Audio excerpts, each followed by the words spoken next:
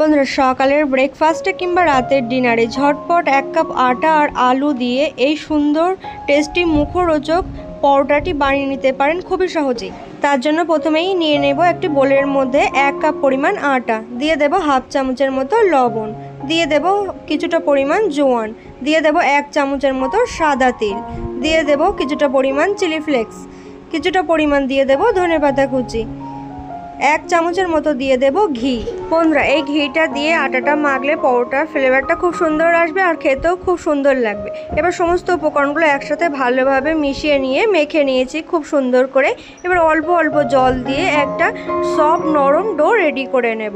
ডোটা বেশি নরমও করব না আবার বেশি শক্তও করব না, মিডিয়াম সাইজের নরম সফট একটি ডো রেডি করে নিয়েছিলাম। আপনারা দেখতেই পাচ্ছেন ডোটা খুব সুন্দর করে ভালোভাবে মেখে নিয়ে 10 মিনিটের জন্য ঢেকে রেস্টে রেখে দিলাম।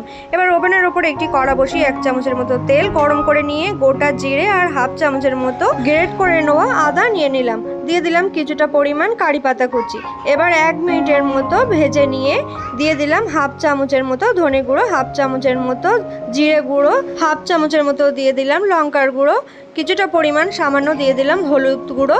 এবার দিয়ে দেব পরিমাণ মতো লবণ, দিয়ে সমস্ত মশলাগুলো লো ফ্লেমে আমি খুব সুন্দর করে 1 মিনিট ভেজে নিলাম। এবার এর মধ্যে দিয়ে দেব মিডিয়াম সাইজের সিদ্ধ করে রাখা একটা আলুটাকে গ্রেট করে দিয়ে দিলাম মশলার মধ্যে। এবার ভালোভাবে আলুর সাথে মশলাটাকে খুব সুন্দর করে ভেজে নিয়ে উল্টে পাল্টে তুলে নেব একটি বোলের মধ্যে।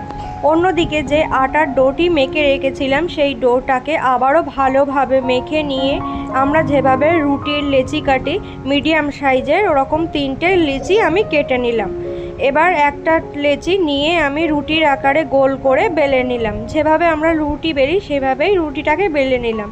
এবার 1-1.5 চামচের মতো আলুর পুরটাকে নিয়ে রুটির চারিদিকে ছড়িয়ে দিলাম। এবার ওপর থেকে কিছুটা পরিমাণ কর্নফ্লাওয়ার ছড়িয়ে দিয়ে একটা ছুরি দিয়ে মাঝখান দিয়ে এক সাইড দিয়ে কেটে এইভাবে গোল করে রোল মতো করে এইভাবে ঘুরিয়ে নেব।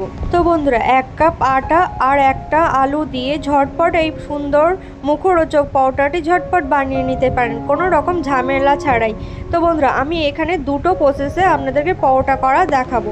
বন্ধুরা এবার এটা এক সাইডে রেখে আর একটা পরোটা আমি সুন্দর করে বানিয়ে নেব। তার জন্য যেভাবে আমরা মোগলাই পরোটা করি সেইভাবে একটা দুধার দিয়ে ভাঁজ করে এভাবে রোলের মতন করে নেব। নিয়ে মাঝখানে একটা ভাঁজ দিয়ে একটা ছুরি দিয়ে মাঝখান দিয়ে কেটে এইভাবে হাত দিয়ে গোল শেপ দিয়ে নেব। বন্ধুরা আপনারা দেখতেই পাচ্ছেন কতটা সুন্দর লাগছে দেখতে। এই দুটো প্রসেস থেকে আপনাদের কোন প্রসেসের পরোটাটা সুন্দর লাগলো অবশ্যই কমেন্ট করে জানাবেন। এবার আমি পরোটাগুলো খুব সুন্দর করে গোল করে মোটা করে বেলে নেব রুটির মতো করে।